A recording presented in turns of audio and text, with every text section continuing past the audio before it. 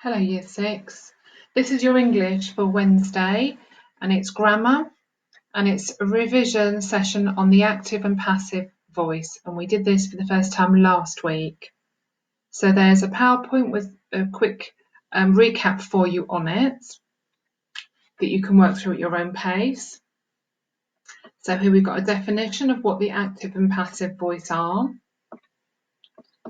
The first stage is identifying the subject, action and verb in the sentence. Sorry, the subject, action and the object in the sentence.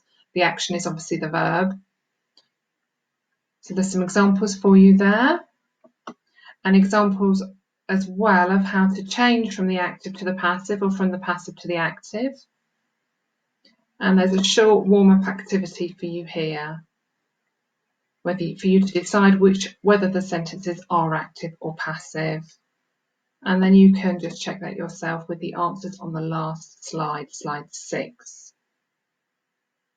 If you feel really confident already with the active and passive, you can go straight to your work, which is on this sheet here.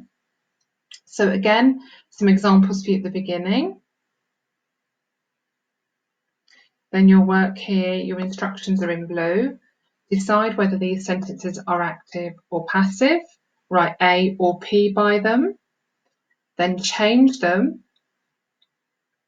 into the opposite, from passive to active or active to passive. You can do that on the sheet underneath, maybe in a different colour, so it's easy for us to identify what you've done. So there's 6 sentences for you to decide whether they're active or passive. Change them. Then you've got to write 4 of your own sentences, 2 active and 2 passive, and you can do that on the sheet as well. And finally, there's a Kahoot quiz for you. You can copy this link and do a little bit more revision on the active and passive.